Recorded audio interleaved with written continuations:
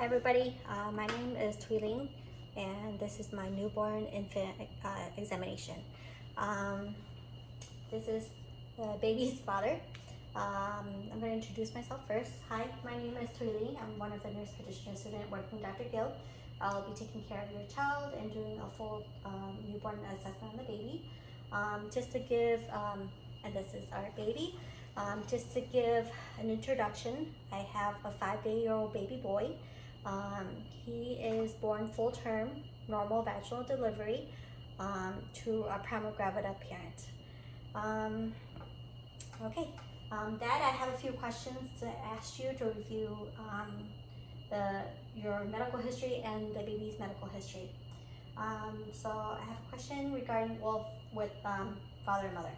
Well, with mom during pregnancy, did she take any prenatal vitamins or any additional vitamins such as calcium or iron or folic acid? Yes. Did mom experience any fever, any rash during pregnancy? No. Or any complications such as high blood pressure, diabetes, any thyroid issue, or exposure to any radiation or any drugs? No. Good. So we're gonna go ahead and go towards the natal history of the baby. So usually we do have records from the hospital, but we want to touch base with parent too if baby was born premature, mature, or preterm, premature. Preterm, term, or post-term. This baby is born term. We want to check with the parents if the baby was delivered at home or in the hospital setting, which the baby was born in the hospital setting.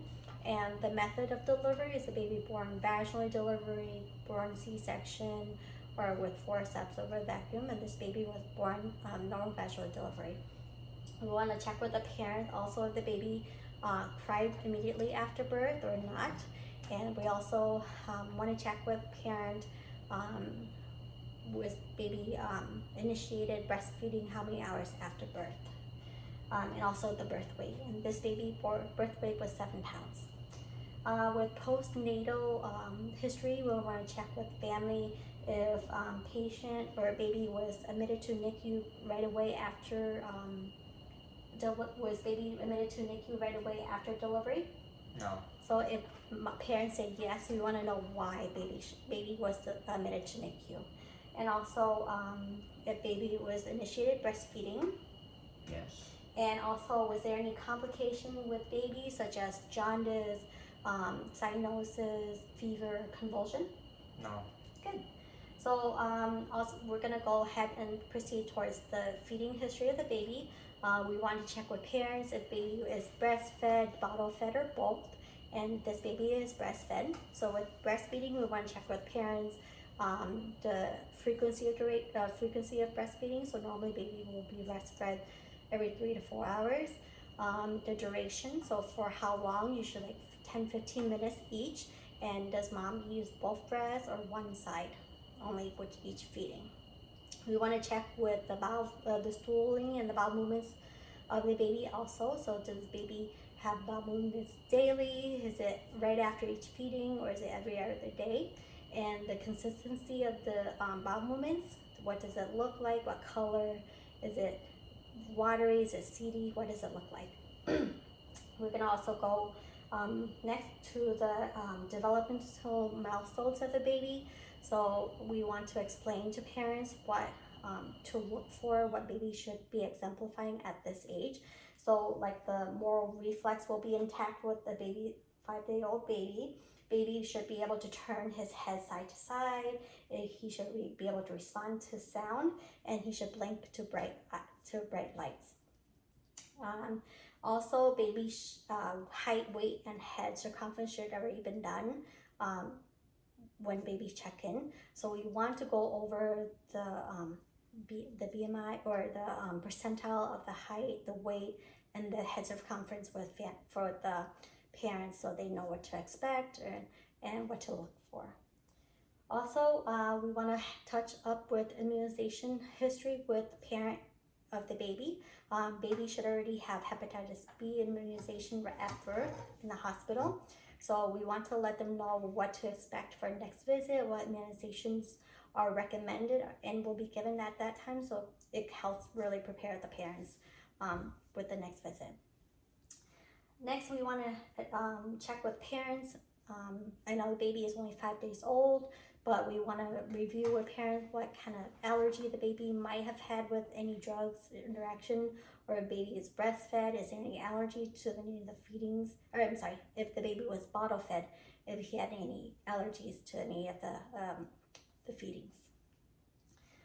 We want to touch base on the family history of the baby. So we want to ask parent who baby lives with. Is it one parent or both parents, or any extended family inside the house? And is there any other siblings? So this is a primogravidus, so this is their first baby. We want to ask, go along with, or ask the social history of the baby. So we want to ask the occupation of the parents. We want to know if there's any exposure to smoking at home. Anybody at home smokes inside the house or outside the home. We want to know if the family has any family history on both sides of their family, any history of like high blood pressure, diabetes, any cancer, any asthma, or any heart diseases that run in the family. We also want to know if there's any social services involvement in the family or any health department involvement in the family. And also, we just want to check with safety with parents and the baby. We want to check with parents where baby sleeps at home. Is baby sleeping on the back? And does baby cohort in the bed with parents, or does baby sleep, by itself on the bassinet? You want to educate. You don't want stuffed animals inside the bed. They have to be really cautious if they're cohorting with the baby. Okay, so before I go ahead and go to do a physical exam of the patient, we also want to check with parents to see if they have any concerns with the baby today with a visit too. So do you have any concerns with the baby before I go ahead and do the physical exam? No. Okay, so first I'm going to go wash my hands, and then I'm going to have put on some gloves. First, we're going to normally doing at the office, if the baby's quiet and sleeping, you really want to auscultate first, because once you start touching the baby, it's going to wake up and it's going to start crying. So it's going to be hard to listen to the heart and lung sounds if the baby's awake and crying. But for our scenario, we're just going to go head to toe.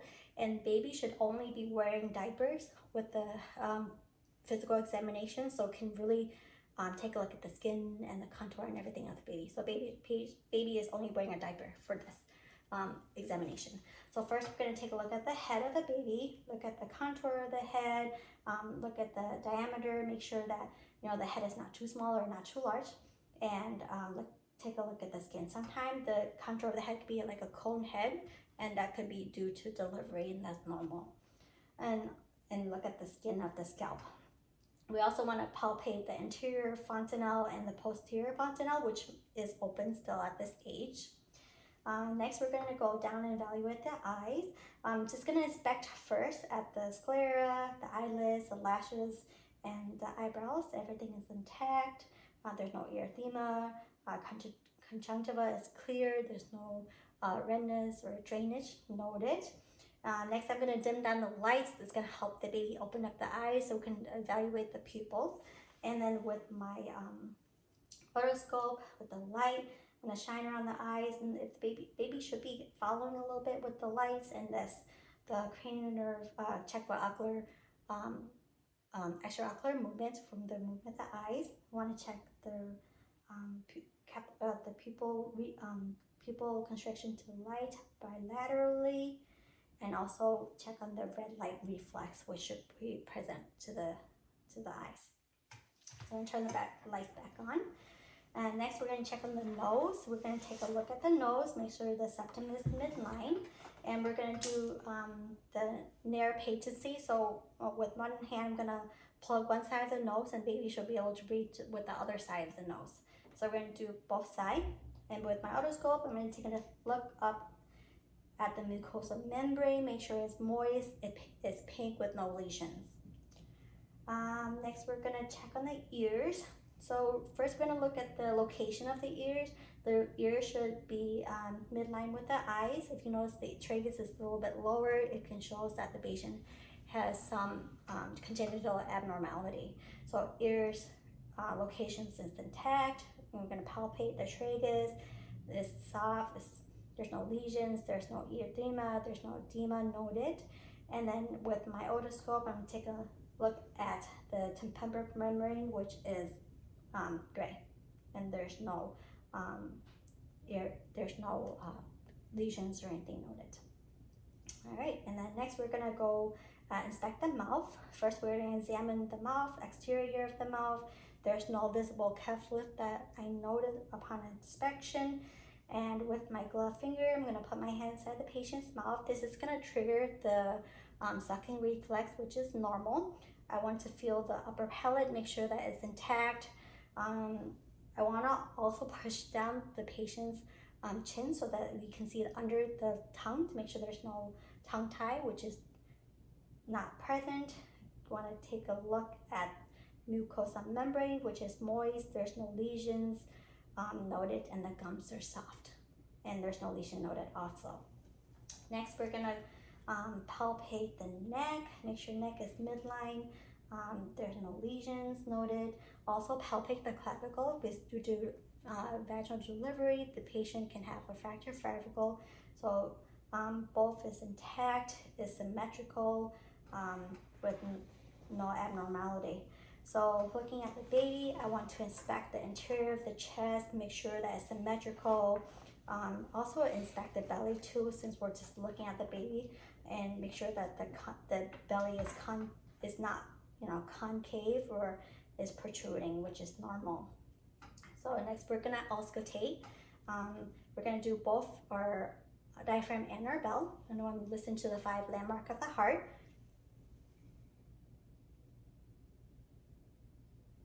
And I want to listen for any murmurs, listen for S1, S2,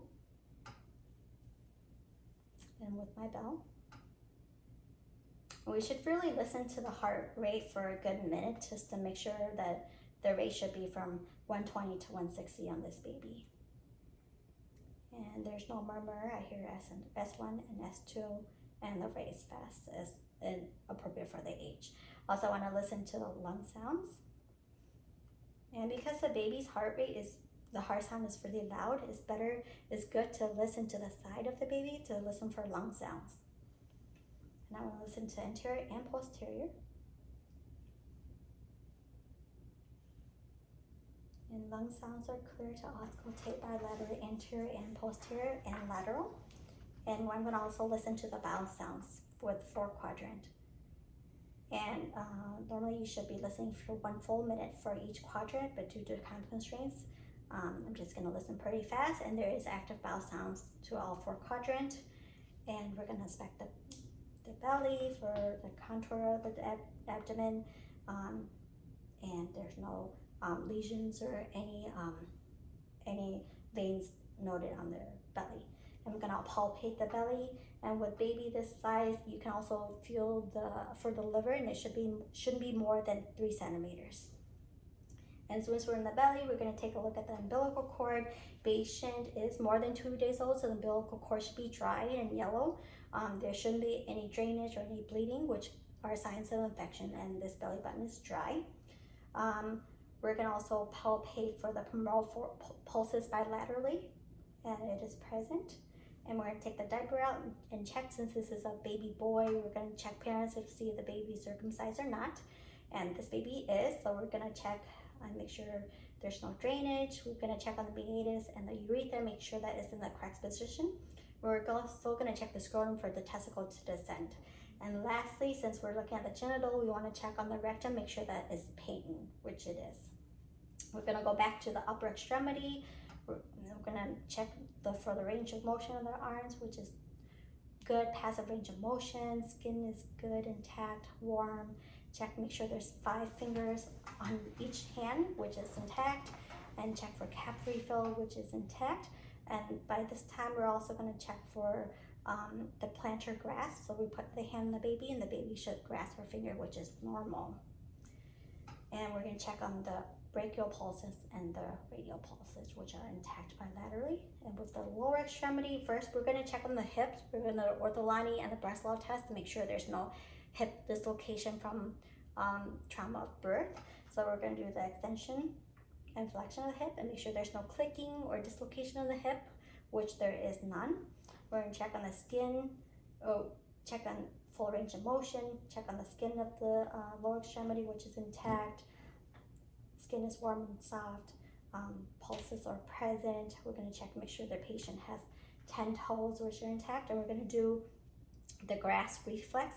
So when we put our fingers to the toes, it's gonna grasp our legs, which is intact. And also we're gonna do the Breastfeeding reflex. So I'm just gonna lightly touch the legs, and the toes should flex out, which is intact. So we're also gonna do the detension reflex on the knee and the heels, which is intact. So we're gonna slowly turn the baby around, take a look at the skin in the back, which is good. There's no lesions. Sometimes baby will have Mongolian spots in the buttocks, and that is normal. We want to check on the curvature of the spine, make sure that it's straight, which is normal. And then since the baby is on his back, we're going to check for the crawl reflex. So we're going to push on the legs, and the baby's going to try to see if they want to crawl, and that's normal. So we're going to hold the baby up, and we're going to check for the step reflex. So when we hold the baby up, the baby's going to try to take a few steps, and that is normal. And also we're going to check for the sucking reflex. So for the rooting reflex. So when the baby's hungry and you kind of touch on the side of the baby's face, it's gonna try to turn to her sides and try to suck on and try to find food, and that's normal. And lastly, we're gonna do the tonic neck reflex. So when the baby's lying down, when you turn the baby's head over, the extremity on that side will extend, whereas the opposite extremity will flex, and that is normal. So we want to reassure the patient, baby physical examination went really well. Patient is doing great. It is following, is doing what it's supposed to be doing at 5 days age, and we'll plan to see baby back in 1 month. Do you have any questions? All right, thank you so much for reviewing this with us.